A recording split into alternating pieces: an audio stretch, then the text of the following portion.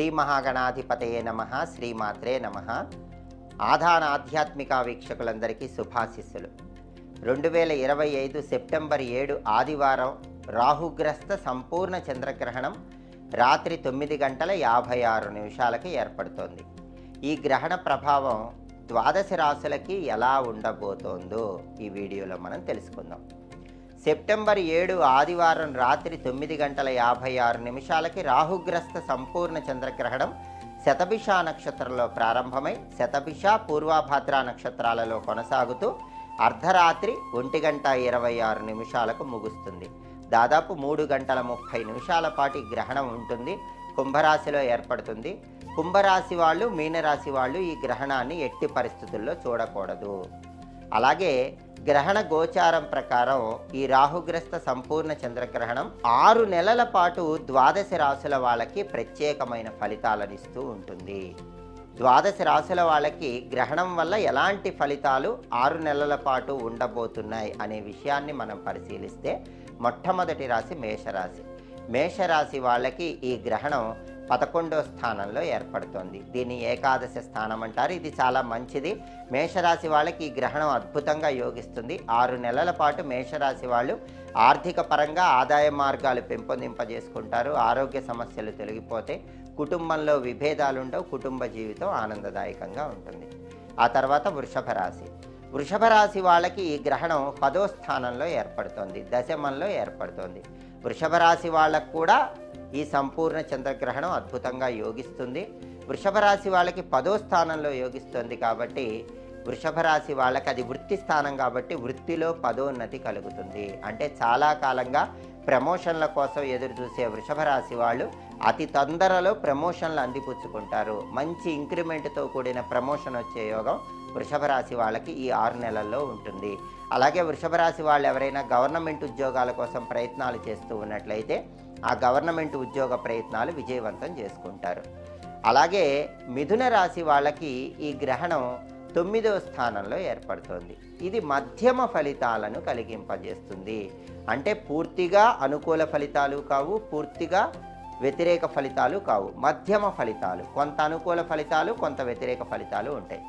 అనుకూల ఫలితాలు ఏంటంటే అకస్మాత్తుగా అదృష్టాన్ని అందిపుచ్చుకునే అవకాశం ఉంటుంది. వ్యతిరేక ఫలితం ఏంటంటే చేతి వరకు వచ్చి కొన్ని పనుల్లో అదృష్టం జారిపోతూ ఉంటుంది. అనుకూల, వ్యతిరేక 2 ఫలితాలు కూడా కలుగుతూ ఉంటాయి. ఆ తర్వాత కర్కాటక రాశి. కర్కాటక రాశి వాళ్ళకి ఈ సంపూర్ణ చంద్రగ్రహణం 8వ స్థానంలో ఏర్పడుతుంది. ఇది మంచిది కాదు. అష్టమంలో గ్రహణం ఏర్పడటం అనేది ఇబ్బందులు కలిగిస్తుంది. కాబట్టి కర్కాటక రాశి వాళ్ళకి 6 నెలల పాటు ప్రయాణాల్లో జాగ్రత్తలు అవసరము.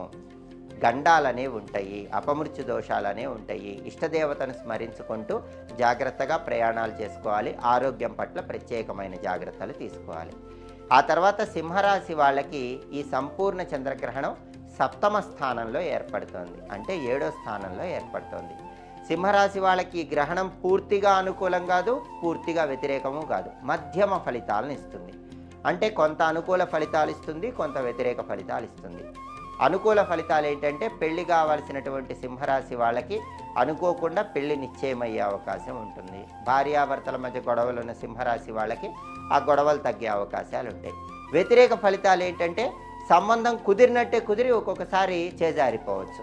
భార్యాభర్తల మధ్య చిన్న విషయాలకే గొడవ పెద్దది కావచ్చు. అనుకూలత ఉంటుంది, ప్రతికూలత ఉంటుంది. అంటే మధ్యమ ఫలితాలు సింహరాశి వాళ్ళకి ఈ సంపూర్ణ చంద్రగ్రహణం కలిగింపజేస్తుంది. ఆ తర్వాత కన్యారాశి. కన్యారాశి వాళ్ళకి ఈ సంపూర్ణ చంద్రగ్రహణం 6వ స్థానంలో ఏర్పడుతుంది. పూర్తిగా అనుకూల ఫలితాలనే కలిగింపజేస్తుంది. కన్యారాశి వాళ్ళకి ఈ గ్రహణం బ్రహ్మాండంగా యోగిస్తుంది. కన్యారాశి వాళ్ళకి 6 నెలల పాటు అప్పుల సమస్యలన్నీ తొలగిపోతాయి. అనారోగ్యాల నుంచి బయటపడతారు. శత్రుబాధల నుంచి కూడా బయటపడతారు. ఆ తర్వాత తులారాశి. తులారాశి వాళ్ళకి ఈ గ్రహణం 5వ స్థానంలో ఏర్పడుతుంది. తులారాశి వాళ్ళకి ఈ గ్రహణం పూర్తిగా అనుకూలం కాదు, పూర్తిగా వ్యతిరేకము కాదు, మధ్యమ ఫలితాలను కలిగింపజేస్తుంది. అంటే కొంత అనుకూల ఫలితాలను ఇస్తుంది, కొంత వ్యతిరేక ఫలితాలను ఇస్తుంది. అనుకూల ఫలితాలు ఏంటంటే తులారాశి వాళ్ళకి ఎవరైనా కొత్తగా పెళ్ళైన వాళ్ళకి సంతానం గురించిన శుభవార్త వినే అవకాశం ఈ 6 నెలల్లో ఉంటుంది. వ్యతిరేక ఫలితం ఏంటంటే తులారాశి వాళ్ళ పిల్లలు ఎవరైనా సరే ఏదో ఒక విషయంలో తల్లిదండ్రులకు ఏదో ఒక సమస్య తెచ్చే అవకాశాలు ఉంటాయి. అంటే అనుకూల ఫలితము, ప్రతికూల ఫలితము రెండూ ఉన్నాయి కాబట్టి మధ్యమ ఫలితాలను కలిగింపజేస్తుంది. ఆ తర్వాత వృశ్చిక రాశి. వృశ్చిక రాశి వాళ్ళకి ఈ సంపూర్ణ చంద్రగ్రహణం 4వ స్థానంలో ఏర్పడుతోంది. ఇది మంచిది కాదు, అర్ధాష్టమ స్థానం అంటారు. కాబట్టి వృశ్చిక రాశి వాళ్ళు పై చదువులకు వెళ్ళాలంటే ఆటంకాలు వచ్చే సూచనలు ఉన్నాయి.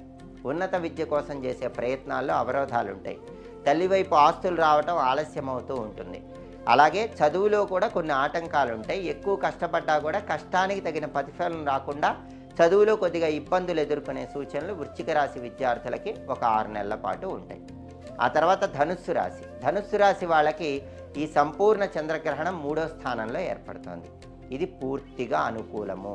ధనుస్సు రాశి వాళ్ళకి ఈ గ్రహణం బ్రహ్మాండంగా యోగిస్తుంది. కాబట్టి ధనుస్సు రాశి వాళ్ళకి సోదరులతో ఉన్న గొడవలు తొలగిపోతాయి.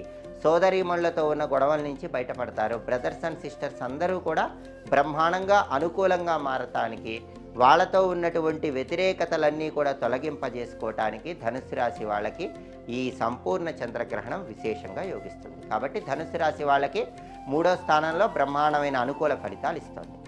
ఆ తర్వాత మకర రాశి. మకర రాశికి 2వ స్థానంలో ఈ సంపూర్ణ చంద్రగ్రహణం ఏర్పడుతుంది. పూర్తిగా అనుకూలం కాదు, పూర్తిగా వ్యతిరేకం కాదు, మధ్యమ ఫలితాలను ఇస్తుంది. కొంత అనుకూలత ఉంటుంది, కొంత ప్రతికూలత ఉంటుంది. అనుకూలత ఏంటంటే మీరు మాట్లాడే మాటల వల్ల కుటుంబంలో అందరూ కూడా ఆకర్షితులై కుటుంబంలో సభ్యుల మధ్య విభేదాభిప్రాయాలు తగ్గిపోయి అందరూ ఒకే మాట మీద నిలబడటానికి అవకాశం ఉంటుంది. అయితే ఒక్కొక్కసారి మీరు మాట్లాడే మాటల వల్లే మంచిగా ఉన్న కుటుంబ సభ్యులు కూడా వ్యతిరేకంగా మారిపోయే సూచనలు ఉన్నాయి.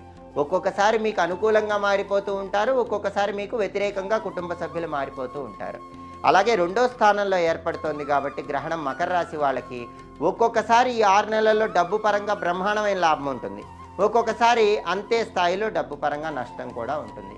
అంటే మధ్యమ ఫలితాలు ఉన్నాయి, అనుకూల ప్రతికూల 2 ఫలితాలు ఉన్నాయి. ఆ తర్వాత కుంభరాశి. కుంభరాశి వాళ్ళకి ఈ గ్రహణం వాళ్ళ రాశిలోనే ఏర్పడుతోంది, అంటే జన్మంలోనే ఏర్పడుతోంది. ఇది పూర్తిగా కుంభరాశి వాళ్ళకి వ్యతిరేక ఫలితాలు కలిగింపజేస్తుంది. గ్రహణం జన్మంలో ఏర్పడినప్పుడు అనారోగ్య సమస్యలు ఉంటాయి. కాబట్టి ఆరోగ్యం పట్ల ప్రత్యేకమైన శ్రద్ధ కుంభరాశి వాళ్ళు తప్పకుండా పాటించాలి. అందులోనూ ఇది సంపూర్ణ చంద్రగ్రహణం కాబట్టి, చంద్రుడు మనఃకారకుడు కాబట్టి కుంభరాశి వాళ్ళకి మనస్సు మీద ఈ గ్రహణం ఎక్కువ ప్రభావాన్ని కలిగింపజేస్తుంది. మనస్సు అనేది అశాంతిగా ఉంటుంది, ఎప్పుడూ ఏదో ఒక అలజడి టెన్షను ఉంటుంది, స్థిరమైన నిర్ణయాలు తీసుకోలేరు. కాబట్టి ప్రశాంతంగా ఉండి నిర్ణయాలు తీసుకునే ప్రయత్నం చేయటం అవసరం. చివరగా మీనరాశి. మీనరాశి వాళ్ళకి ఈ సంపూర్ణ చంద్రగ్రహణం 12వ స్థానంలో వ్యయస్థానంలో ఏర్పడుతోంది. కాబట్టి 6 నెలల పాటు మీనరాశి వాళ్ళకి కొద్దిగా ఖర్చులు పెరిగేటటువంటి సూచనలు ఉంటాయి. శత్రు బాధలు కూడా ఎక్కువగా ఉంటాయి. శత్రువులు, ఖర్చులు ఈ రెండింటి వల్ల మీనరాశి వాళ్ళు ఇబ్బంది పడే అవకాశం ఉంది. వ్యతిరేక ఫలితాలను మీనరాశి వాళ్ళకి ఈ గ్రహణం కలిగిస్తుంది. కాబట్టి 12 రాశుల వాళ్ళకి 6 నెలల పాటు ఈ రాహుగ్రస్త సంపూర్ణ చంద్రగ్రహణం ఎలాంటి ఫలితాలను కలిగింపజేస్తుందంటే 12 రాశుల్లో 4 రాశుల వాళ్ళకి, అంటే ధనుస్సు రాశి, కన్యారాశి, మేషరాశి, వృషభ రాశి, ఈ 4 రాశుల వాళ్ళకి పూర్తిగా ఉత్తమ ఫలితాలను కలిగింపజేస్తుంది. ఆ తర్వాత 4 రాశుల వాళ్ళకి పూర్తిగా అధమ ఫలితాలు, చెడు ఫలితాలు కలిగింపజేస్తుంది. ఆ 4 రాశులు ఏంటంటే కుంభరాశి, వృశ్చిక రాశి, కర్కాటక రాశి, మీనరాశి. ఆ తర్వాత మిగిలిన 4 రాశులకి మధ్యమ ఫలితాలను కలిగింపజేస్తుంది. అంటే మకర రాశి, తులారాశి, సింహరాశి, మిథున రాశి, ఈ 4 రాశుల వాళ్ళకి మధ్యమ ఫలితాలను కలిగింపజేస్తుంది. కాబట్టి ఉత్తమ ఫలితాలు వచ్చే 4 రాశుల వాళ్ళు దిగులు పడాల్సిన అవసరం లేదు. మధ్యమ ఫలితాలు వచ్చే 4 రాశుల వాళ్ళు, అధమ ఫలితాలు వచ్చే 4 రాశుల వాళ్ళు, అంటే మొత్తం 8 రాశుల వాళ్ళు మాత్రం గ్రహణం పూర్తయిపోయిన తర్వాత మర్నాడు గ్రహణానికి సంబంధించిన దానాలు శివాలయంలో ఇచ్చుకోవాలి, లేదా శివాలయంలో అభిషేకం చేయించుకోవాలి. అది వీలు కాని పక్షంలో గ్రహణ సమయంలో, అంటే సెప్టెంబర్ 7 రాత్రి 9:56 నుంచి అర్ధరాత్రి 1:26 మధ్యలో దేవతా స్తోత్రాలు పఠించుకోండి. చంద్రశేఖరాష్టకం కానీ, దుర్గా కవచం కానీ, వెంకటేశ్వర వజ్రకవచ స్తోత్రం కానీ పఠించండి. స్తోత్రాలు చదువుకోలేని వాళ్ళు సులభమైన మంత్రాలు దుమ్ దుర్గాయే నమః, ఓం చంద్రశేఖరాయ నమః, ఓం నమో వెంకటేశాయ, ఈ మంత్రాలు చదువుకున్న అద్భుత ఫలితాలు కలుగుతాయి. అలాగే గ్రహణం ప్రభావం మొత్తం పోవాలంటే పట్టు స్నానం చేయండి. అంటే సరిగ్గా రాత్రి 9:56 గ్రహణం ప్రారంభం అవ్వగానే అందరూ కూడా తలస్నానం చేయండి. తలంటు స్నానం చేయవద్దు, తలస్నానం చేయండి. అయితే వేడి నీళ్ళతో కాకుండా చన్నీళ్లతో కానీ, చన్నీళ్లతో చేయలేని వాళ్ళు గోరువెచ్చని నీళ్ళతో కానీ స్నానం చేయండి. వీలైతే విడుపు స్నానం అర్ధరాత్రి 1:26 మళ్ళీ చేయండి తలస్నానం. అయితే అర్ధరాత్రి చేయలేని వాళ్ళు మర్నాడు ఉదయం లేచిన తర్వాత తలస్నానం చేసి శివాలయానికి వెళ్ళి అభిషేకం చేయించుకోండి.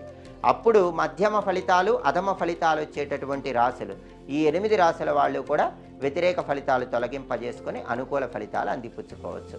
ఇంకా ఇలాంటి ఆసక్తికరమైన విశేషాంశాలు తెలుసుకోవాలనుకుంటే ఆధాన ఆధ్యాత్మిక ఛానల్ని తప్పకుండా సబ్స్క్రైబ్ చేసుకోండి. ఎప్పటికప్పుడు వీడియోస్ ఫాలో అవ్వండి. సర్వే జనాః సుఖినో భవంతు. స్వస్తి.